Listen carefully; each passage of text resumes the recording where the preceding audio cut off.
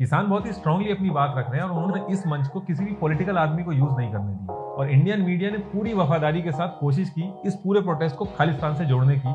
और पहली बार ऐसा हुआ इस केस में कि सोशल मीडिया की ट्रोल आर्मी बुरी तरीके से फेल हुई और अपना खुद का खाना लेके आए, यहाँ तक कि वहाँ की चाय और पानी तक नहीं पिया। इस पूरी मीटिंग में भी एक तरीके का प्रोटेस्ट हुआ। किसान अपने हाथ में बोर्ड लेके आए जिसमें येस और नो लिखा था।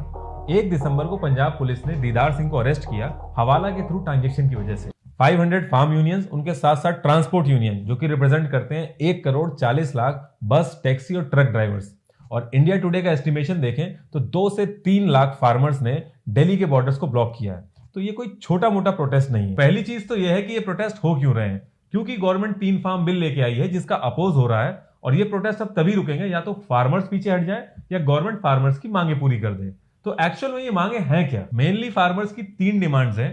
जैसे जैसे प्रोटेस्ट आगे बढ़ा इसमें डिमांड्स ऐड होती गई, लेकिन मेन उनकी 3 ही डिमांड्स हैं। पहली डिमांड है कि ये जो 3 फार्म बिल हैं गवर्नमेंट इनको वापस ले ले, कोई अमेंडमेंट नहीं चाहिए बल्कि पूरी तरीके से इन बिल्स को वापस ले ले। और दूसरी डिमांड है एमएसपी को रिटर्न में इंश्योर करे। और तीसरी डिमांड है इस प्रोटेस्ट के दौरान जितने भी फार्मर्स के ऊपर केस फाइल हुए हैं उनको वापस ले ले। जैसे ही ये बिल पास हुए 25 सितंबर 2020 को जितने भी फार्मर यूनियंस थी उन्होंने भारत बंद किया और इसका सबसे ज्यादा असर पंजाब और हरियाणा पे पड़ा।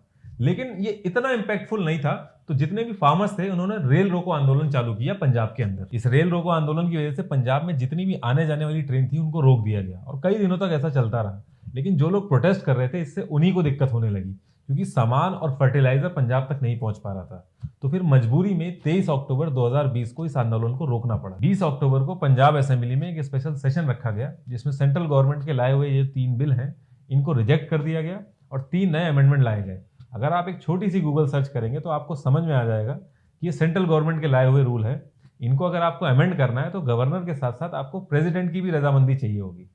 तो ये जो दिखावा चल रहा था फार्मर से बहुत अच्छे से समझ गए और इन सब ट्रैप में वो फंसे नहीं।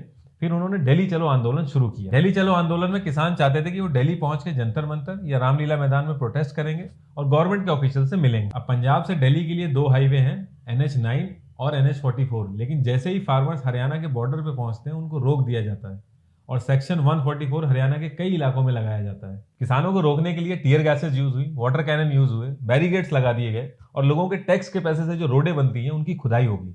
लेकिन किसान भी माने नहीं, उन्होंने वाटर कैनन बंद कर दिए, बैरिकेड्स हटा दिए और अपने हाथों से जो रोड खुदी हुई थी उनको भर दिया। 25 नवंबर को पुलिस किसानों को दिल्ली बॉर्डर पर रोक देती है और इस पूरे प्रोटेस्ट के दौरान सेक्शन 307, 147, 186, 269, अटेम्प्ट टू मर्डर, दंगे भड़काना, ऑब्स्टिकल इन गवर्नमेंट ड्यूटी, ये सारे चार्जेस लगे हैं फार्मर्स के ऊपर।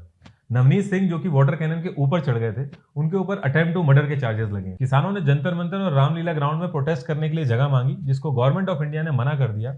लेकिन कुछ टाइम बाद गवर्नमेंट ने दिल्ली के बाहर बुरारी में संत निरंकार ग्राउंड में परमिशन दी, जिसको भारतीय किसान यूनियन ने मना कर दिया और जो प्रोटेस्ट थे वो दिल्ली के बॉर्डरों पे कंटिन्यू रहे। किसान बहुत ही स्ट्रांगली अपनी बात रख रहे हैं और उन्होंने इस मंच को किसी भी पॉलिटिकल आदमी को यूज नहीं करने दिया। 1-2 जगह पे खालिस्तानी नारे लगे हैं और इंडियन मीडिया ने पूरी वफादारी के साथ कोशिश की इस पूरे प्रोटेस्ट को खालिस्तान से जोड़ने की, लेकिन फार्मर्स ने पूरी तरीके से इस चीज को रिजेक्ट कर दिया। और पहली बार ऐसा हुआ इस केस में कि सोशल मीडिया की ट्रोल आर्मी बुरी तरीके से फेल हुई। 3 दिसंबर को गवर्नमेंट ने इन्वाइट किया किसान यूनियन को मीटिंग के लिए, जिसमें एक कमेटी बनाने की बात की, जिसमें एक पार्टी किसान यूनियन की होगी, दूसरी पार्टी मिनिस्टर्स की होगी और तीसरी पार्टी एग्रीकल्चर एक्सपर्ट्स की होगी। जिसमें फार्मर्स ने कहा हम 5 यूनियन लीडर की बजाय 32 से 40 यूनियन लीडर हो। इस पूरी मीटिंग में भी एक तरीके का प्रोटेस्ट हुआ। किसान अपने हाथ में एक बोर्ड लेके आए जिसमें येस और नो लिखा था और अपना खुद का खाना लेके आए, यहाँ तक कि वहां की चाय और पानी तक नहीं पिया। कई राउंड ऑफ मीटिंग हुई जिसमें गवर्नमेंट ने अमेंडमेंट भी ऑफर किया, लेकिन किसान अभी भी अपनी बात पे अड़े हैं कि इस बिल को पूरी तरीके से वापस ले लिया जाए। क्योंकि एक प्रोटेस्ट में बहुत सारे लोग इन्वॉल्व होते हैं तो खाना पीना, टेंट, बहुत सारी चीजों के लिए पैसे की जरूरत होती है और इसको लेके एक नई कंट्रोवर्सी सामने आ गई है। 1 दिसंबर को पंजाब पुलिस ने दीदार सिंह को अरेस्ट किया हवाला के थ्रू ट्रांजेक्शन की वजह से। और जैसे ही ये केस ईडी एनफोर्समेंट डायरेक्टरेट के हाथ में आया, उन्होंने क्लियरली ये चीज मेंशन करी कि पाकिस्तान के थ्रू कनाडा ने इंडिया के अंदर फंडिंग की है इस प्रोटेस्ट के लिए। जब से प्रोटेस्ट हो रहे हैं डोमेस्टिक और इंटरनेशनल लेवल पे कई सारे डेवलपमेंट हुए हैं। हरसिमरत कौर ने यूनियन कैबिनेट मिनिस्टर की पोस्ट से इस्तीफा दे दिया।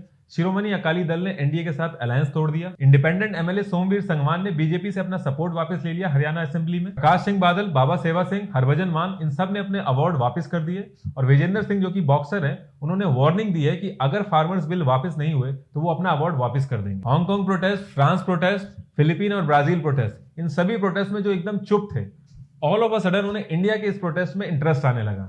कनाडा, ऑस्ट्रेलिया, यूके, इन सब ने ही इंडिया के इस पर्टिकुलर प्रोटेस्ट पे कमेंट किया। इनफैक्ट कनाडा, जो कि WTO में इंडियन फार्मर्स के MSP और इंडियन फार्मर्स की सब्सिडी का विरोध करता रहा है, उसने भी इस पे कमेंट किया। और हमारी गवर्नमेंट ने वही किया जो हमेशा से वो करती आई है, कड़े शब्दों में निंदा।